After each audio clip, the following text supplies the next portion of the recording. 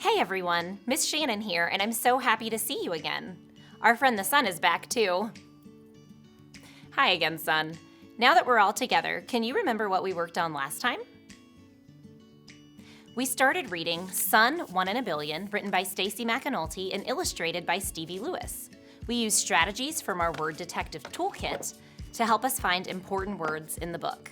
And we learned that to find important words, we can look for repeating words, find words that describe the topic, notice names, and see bold print. The words we explored were magnificent, important, star, massive, luminous, Milky Way, galaxy, billion, earthling, gravity, and solar system. This time we're going to keep finding important words, and we're also going to take it one step further and think more about how to figure out what they mean. We can often do that by reading all around the word. I'll show you how. Let's review what we have already read so far. First, we met the sun and realized in this book there are true facts along with some fiction, which makes it really fun to read. We found out that the sun is one of many stars in the universe and that it helps us in many ways. It is the center of our solar system, and the planets spin around it. That's where we stopped, so today we'll keep going from here. As we read, we'll keep using these strategies from our toolkit to find important words, and we'll add more strategies from our toolkit to help us figure out what they mean. Let's get started.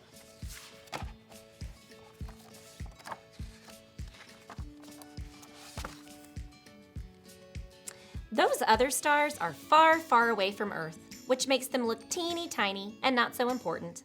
I'm close, a mere 93 million miles from Earth. To an Earthling, I look like this. But to Neptunians, I'm 2,795 million miles away, and I look like this. If there were Neptunians, there's no known life on Neptune. So 93 million miles away seems like a long distance, but when we compare that to 2,795 million miles away, it seems much smaller. I saw that word Earthling again, so it's a good thing we found that one last time. Let's keep going. Watch me show you how to use some of our word detective strategies as I read. Technically, I'm a yellow dwarf star, but I'm still a big, big deal.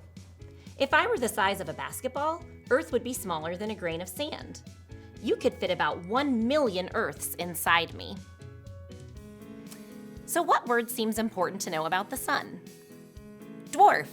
I can tell that this word is important because the author is using it to describe the whole topic of the book, the sun. This is one of our key word-finding strategies from our toolkit. We definitely want to make sure we understand the meanings of the words the author uses to describe the main thing that the book is all about. So, how can we figure out what it means? Let's go back to our toolkit. Last time it gave us strategies to find important words, and this time it will give us strategies to figure out what those important words mean. Let's pull one out and see what it says. Maybe it'll help us figure out what dwarf means. Look for antonyms. Let me try this strategy. Maybe if I read all around the word to find antonyms, or opposites, then I can find clues to help me figure out what dwarf means.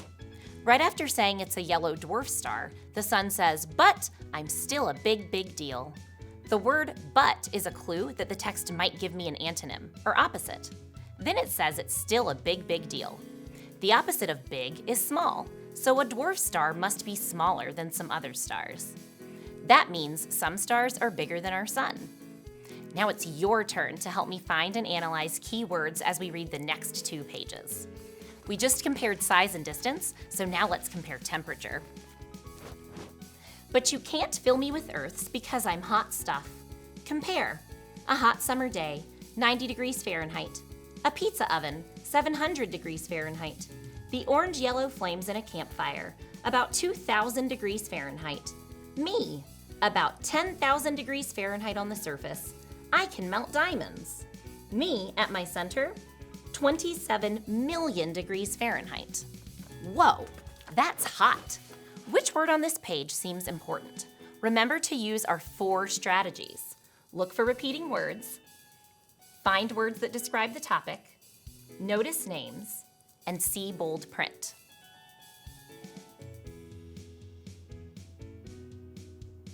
Yes, the word surface seems important because the author is using it to describe part of our topic, the sun. That's our second strategy. Now, what might it mean, and how can we figure that out?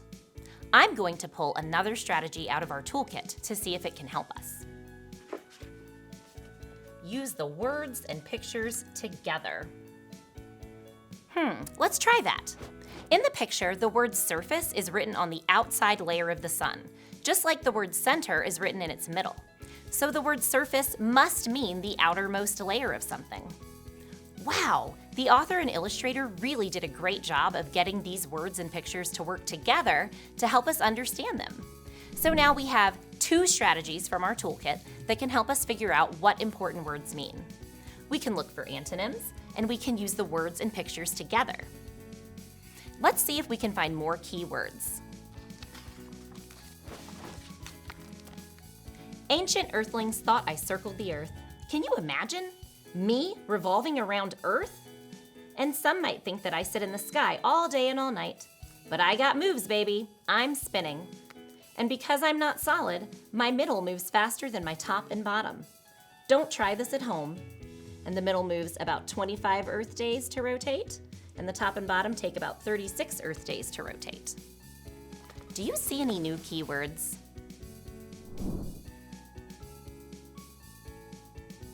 I'm noticing the word revolve because it repeats. It's on this page and was also on another page that we read previously. Our first toolkit strategy for finding important words tells us to look for repetition, and this one definitely repeats. Now, how can we figure out what it means? Can you try to use one of the 2 strategies from our toolkits that helps us find the meanings of important words?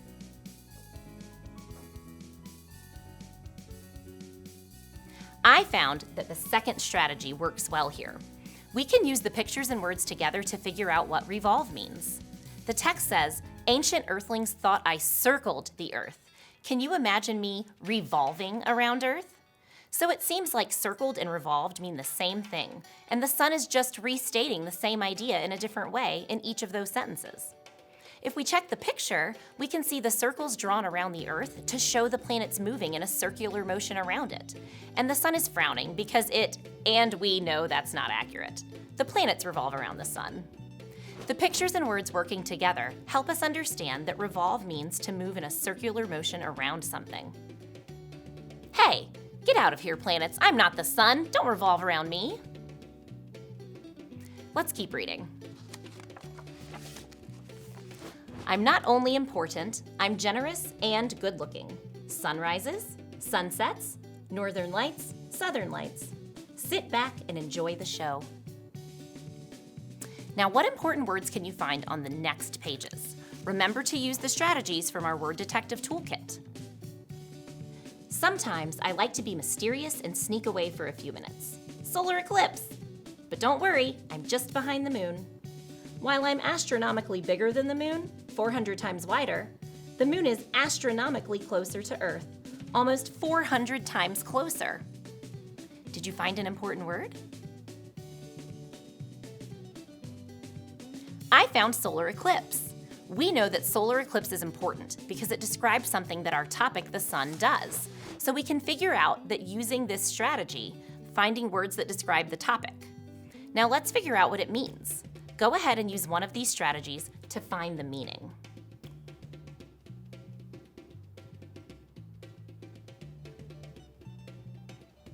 Did you use the text and pictures together? That's what I did.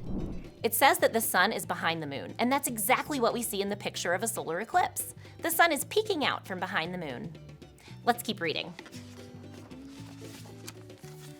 My neighbor stars have fancy names. Meet Proxima Centauri, Alpha Centauri A, and Alpha Centauri B. Me, I need just 3 letters. Give me an S, give me a U, give me an N. What does that spell? Sun. Sun, sun, he's our star, light and heat from afar. Please note, that's a capital S. I am important. Let's find another key term that helps us understand the sun on the next page. Not to hog the spotlight, but I've still got it. I'm the same hot, bright star I've always been. A stable star is a good star. You don't want your sun getting hotter or cooling off. That would be really messy. Which word seems most important? Remember to use the strategies from our toolkit. Look for words that repeat, find words that describe the topic, notice names, and see bold print.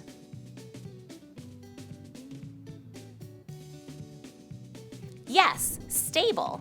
We know that word is important because it's used to describe our topic, so we definitely want to make sure we know what it means. Now, which strategy will help us figure out the meaning?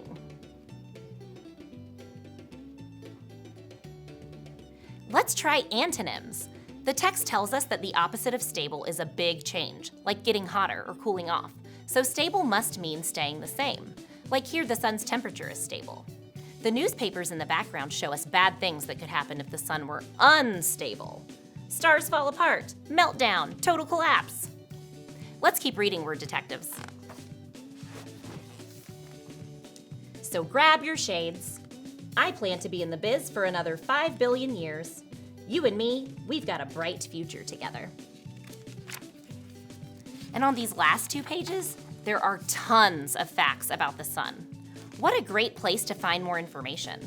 We don't have time to read all of it right now, but I do want to read you a note that the author wrote to us, the readers. Here we'll learn one last strategy from our toolkit to help us figure out what words mean. Dear reader, I love our sun, and I think he deserves a name. Perhaps Buck or Reginald or Mostest Importunus Centauri. Earth, our very own planet awesome, would not exist without sun. And without Earth, there would be no chocolate chip cookies, picture books, or frisky puppies, which are a few of my favorite things. So I guess I need to say, thank you, sun with a capital S.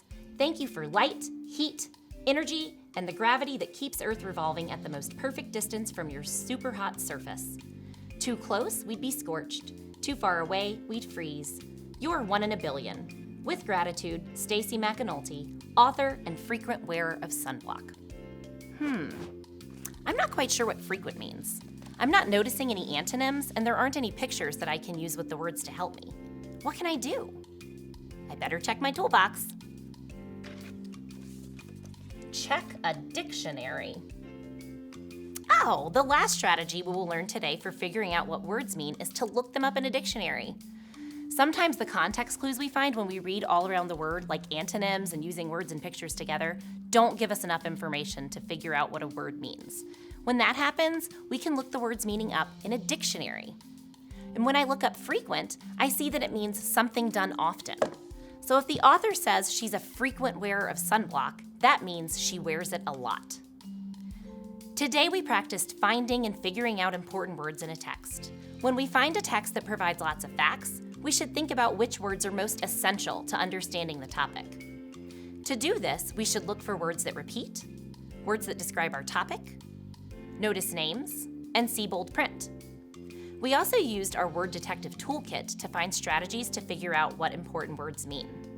We can find antonyms, use the words and pictures together, or check a dictionary.